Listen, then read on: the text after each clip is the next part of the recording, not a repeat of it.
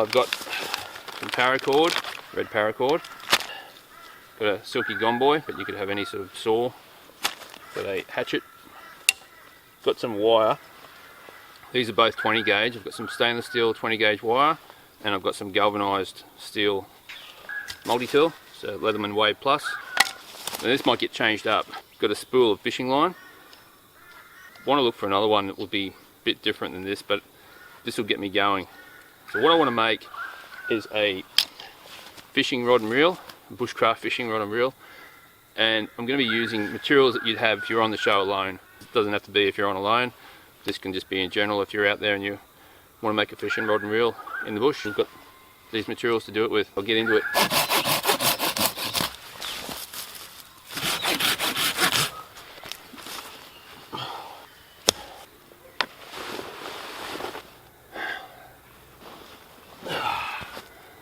That's better. I need all this cut out.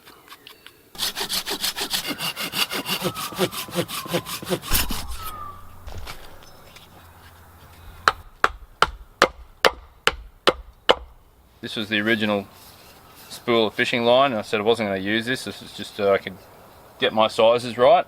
Gone out and bought another spool. It's not so much about the line. This is 15 pounds, 6.8 kilos.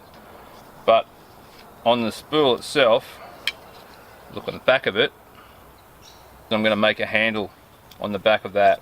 So if I use this, I'll be like reeling like this, trying to get line in. So I need to get as far away from that center. So this piece has to be directly in line with that fishing reel, so it runs straight down the rod.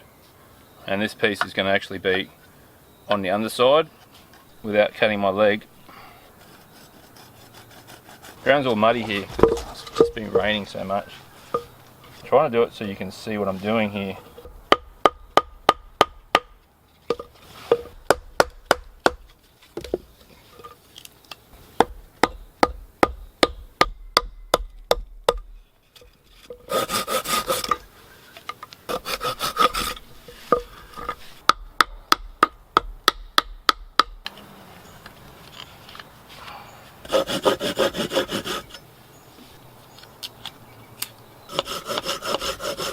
This is going to take some time. I'll get back to you when I'm done.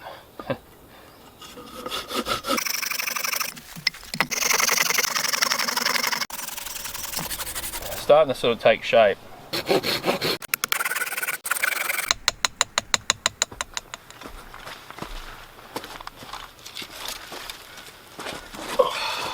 Rain stopped finally, but everything's so muddy, so I'll just keep working here in the front of the shelter. The other issue I've discovered with this spool that I've got, you've got these little, you won't be able to pick it up, there's like these little indents where the line goes through when you're putting a little keeper on there to keep your line from just unraveling. And that's all good, but for what I want to do, I need that nice and smooth all the way around so the line can fly off of there. Having that little lip in there, the line's going to come off and it's going to hook that every time it unravels. I'm going to have to carve and file that little notch bit out of it so the line can come off. But anyway, back to this.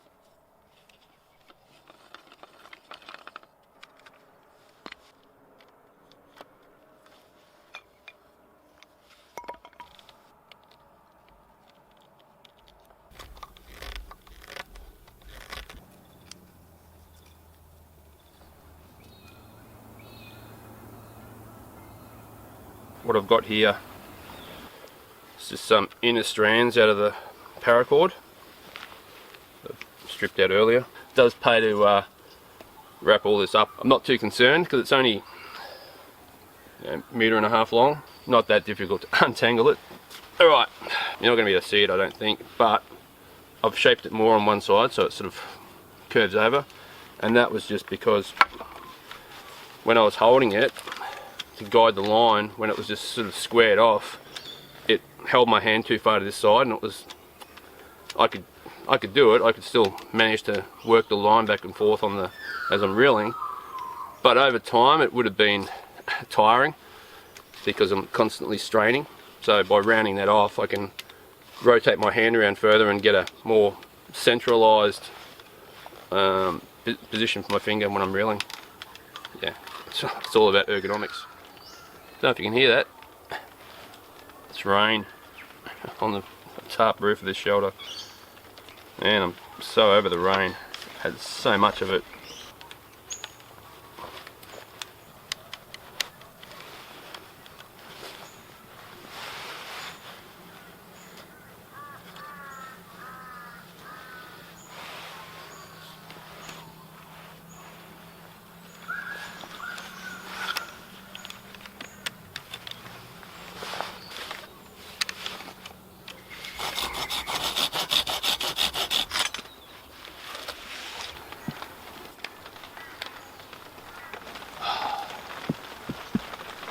Alright, I've got to get the camera out of the rain. So, I've made like little wedges. The idea is, once I lash these on, with the spool in there, that will slide into this assembly. If I can get it the right way around. That will slide into there, and then I can shape those down so they actually wedge it square, so it's all, everything's squared up. And then I can just lash it on the other side to lock it all off so it can't come back out again. Alright. Yeah, it works. Now if you had access to pine trees, you can make up pine tar, but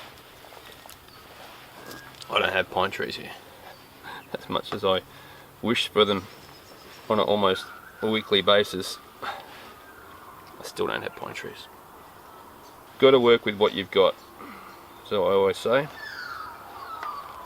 and I ain't got no pine trees.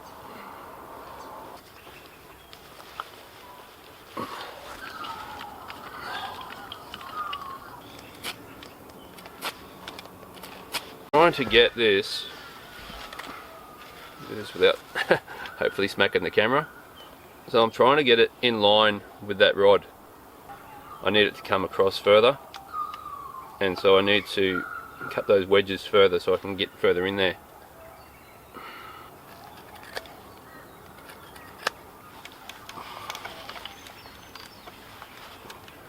So it's pretty close to what I want. I'll drive some wedges in there just to get everything exactly where I want it, and then I'll put those pieces over it and lash them on so that those wedges can't come out, and then it's all tuned and balanced. Sounds technical, doesn't it?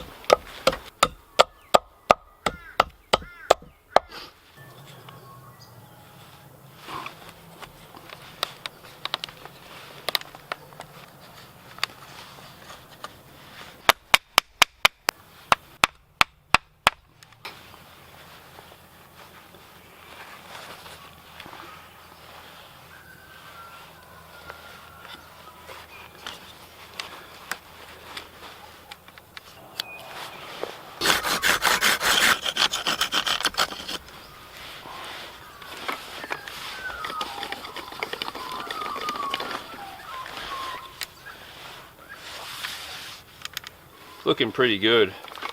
There's quite a bit of wobble in that wheel.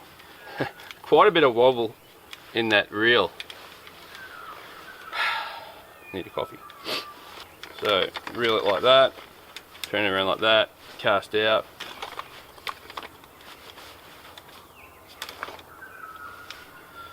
Alright, onto the line guides.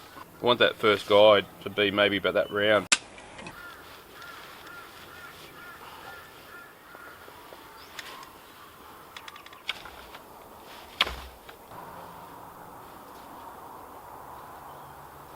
Alright, take this down the water and try it out. See what happens.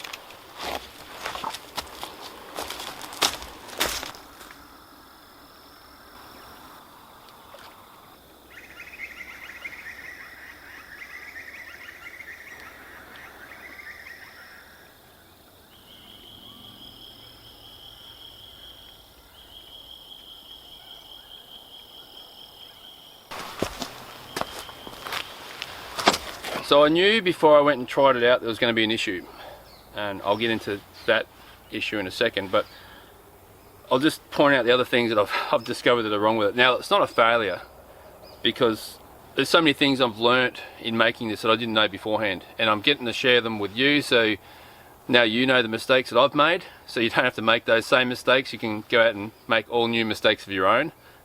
Yeah, I did know there'd be one major issue with it, and I'll get into that in a second, but the first thing I've discovered in making this was that my handle, the reel, is actually back to front. So to wind the line in, you've actually got to reel the line in reverse to reel the line in. If you go the other way, you're just letting line out. That's the way you'd normally wind it. So that was the first thing I discovered. The other issue I've got is that it has a tendency just to spiral off of the reel. And that's not a problem. If it spirals off this way, it's an inconvenience because you have to wind it back on, but it's not a real problem. The problem happens is when it spirals off the other side, it goes in between the reel and this other piece of timber, and there's like the wedges and stuff in there. It goes in there, it can get stuck in place, like it tangles itself up, and you can't get it out. You've got to actually cut the line to get it out. That's a problem. So yeah, that's an issue. And also being so narrow, just trying to keep your line on the reel as you're reeling it. You can't look where you're fishing. You basically just cast out there, and then all your concentration is on here. So if you get a fish on, you'd feel it on the line before, and then even reeling it in, you're gonna have to be focused on here, getting your line in the center of your reel so it doesn't roll off the wrong side. Because if it drops off there, then you're stuffed, and you can't get your line back on. You've got to. Then you'd have to just go into hand lining it to bring it in. But the biggest issue that I found out about before I went and tested it, I had a conversation with Michael Atkinson. And if you don't know who he is, he's otherwise known as Outback Mike. He was runner-up on season 2 of Alone Australia. And yeah, I had a conversation with him a few days ago, and he was saying about the rod that he made out on Alone and the issue that he had with that. And I was going to run into the same issue with this. And what the issue is when you cast this line, as it comes off, it spirals, it puts a twist into the line. Then you reel your line back in, it doesn't take that twist out, it just winds that twist back onto the line. Cast out again, puts another twist into the line, and it just keeps compounding. It adds more and more twists to the line, to the point where, as you can see here already, or maybe you can't see it, but there's already a twist in my line here. Yeah, that twist has come about just from a dozen times of casting it.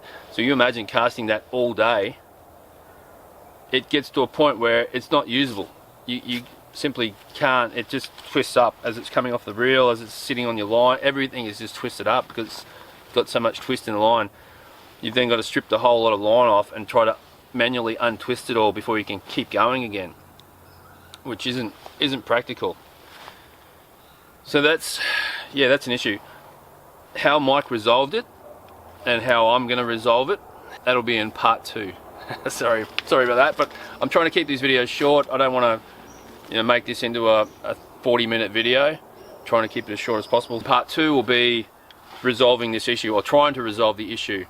I'm going to pull this apart. I'm going to do something all new here. I'm not going to worry about this plastic spool that's on here. I'm going to make a new one. And yeah, hopefully I can make it work right. My thought originally was, if you're on Alone, you make this at night time, like when you're sitting around at night doing nothing, you could be working on this. But now I'm kind of thinking, yeah, I don't think I'd bother doing anything this elaborate. I'd just use a hand line, yeah, maybe a fly rod. So get a real kind of whippy little rod. Well, you could even use this as a fly rod. Yeah, I've done one before on the channel if you look back through the playlist. I'll put a link in this video description for that, which was a hand reel versus hobo reel, something like that. It casts twice as far as this thing casts, and it's so much quicker to wind the line back in, and it's compact. You can chuck it in your backpack and carry it to a different fishing location. I'm going to attempt to resolve the issues that I've got with this rod and reel and make it into something better. But yeah, that'll be part 2. Thanks for hanging in there and watching this one. If you liked the video, leave a comment, give it a thumbs up, check out my other videos. Yeah, just do something, help me out, support me, show you like what I do. Thanks for watching. Catch you in the next one.